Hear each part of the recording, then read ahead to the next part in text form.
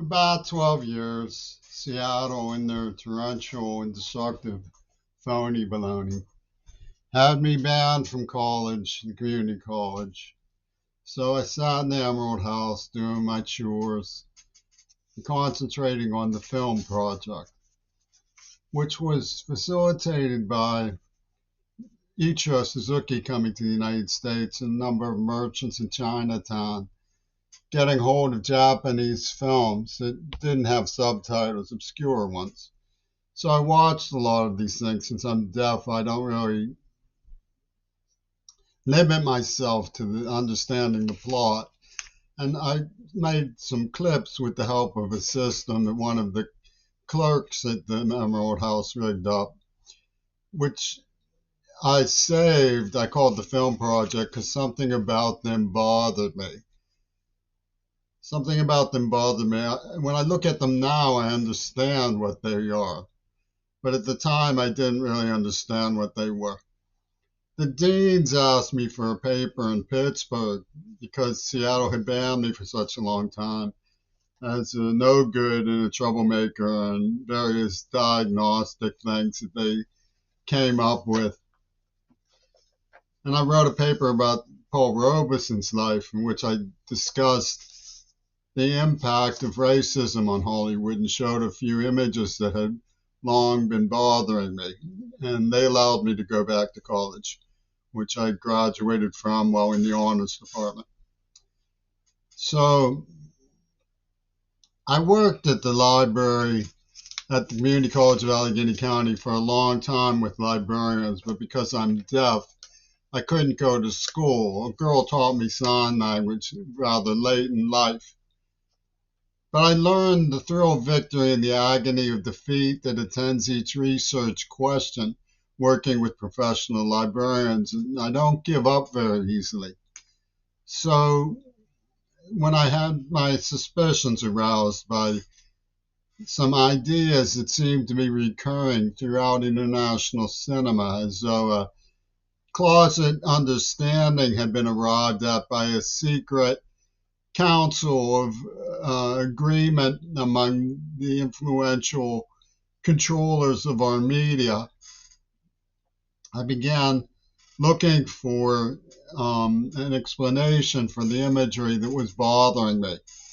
For example, there's an image from a World War II film of Reagan sitting next to a swastika under the U.S., which you don't see when you watch the movie, but it's on the reel of the film. I was suspicious about it and looked at it carefully, stopping it in various places so that I could see what was going on in the scene changes. And there was this thing that was made by the assistant director of The Birth of the Nation by D.W. Griffith, who originated the Burning Cross for the KKK. So there was this pro-Hitler symbolism in a Reagan film made by the men who developed the Burning Cross for the KKK.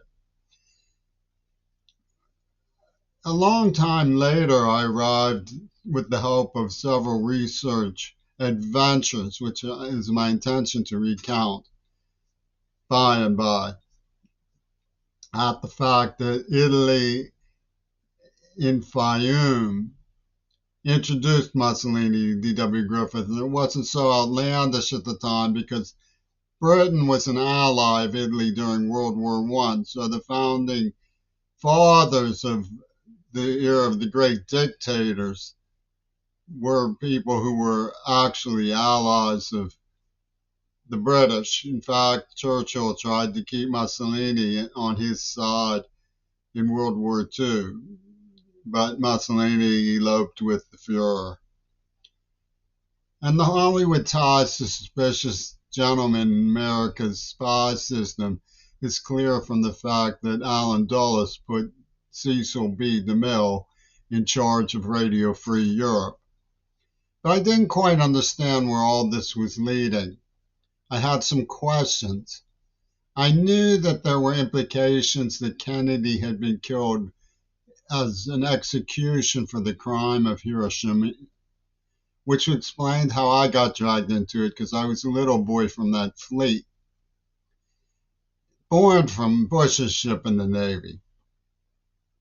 My father had been a naval radio room lieutenant off the coast of northern Japan, so they could identify that voice and follow it to take revenge. So what Seattle was doing was putting up a wall of sound to protect Yoko Ono's abuse of my person. They tortured me. They not only deafened me, which was now I know metaphor for the silent scream in the womb and the deafening blast of Hiroshima. Because when I reported it to the Chancellor of Pitt, he brought in James W. Child, author of Nuclear War: The Moral Dimension, from Bowling Green, Ohio, to hire me as an office kid. So they know these index systems are at work, a fact that should be brought up in defense of Mackenzie Shirilla, another adventure I hope to get around to exploring with you, based on the neurology of the poison that Wattenmaker, how's that for a name, used on me, which was all in the script from Israel that was sent me when I was put through a Manson ordeal in 1974. So I knew about the Ouspensky crowd. I was shy of them because when I met King Crimson's associate, Pierre Elliott, who'd been one of the idiots in Paris with Gurdjieff, I realized that they were people in Vichy, France, who would have gotten some attention. They must have been collaborators, so I was very shy of them. But when Kamila Valieva fell for fourth place in the Beijing Olympics, I said, oh no, it's that crowd from Kharkiv, fourth way people. So I went back into Ouspensky and looked through index after index after index of the cubism until I identified Blythe Sanders, about whom a book had just recently been published with the very revealing name of The Invention of Life. He uses literature to illustrate what cinema can do, using his name in autobiographies that branch out to things he never did, and different people doing things that wasn't actually him, but they're all called Blythe Sanders, to talk about the use of cinema in historic fiction by representation in literature. He was a good writer.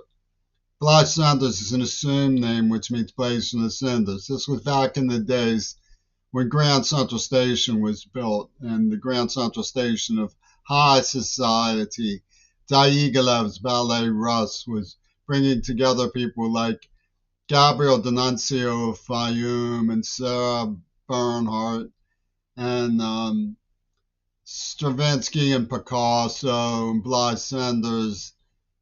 Luigi Freddi introduced, it was an acolyte of Gabriel D'Annunzio, who inspired D.W. Griffith and Mussolini. They were both mentors of Gabriel D'Annunzio. Luigi Freddi, his associate, was introducing these people in a counterfeiting den, if I'm not mistaken, called Fayum.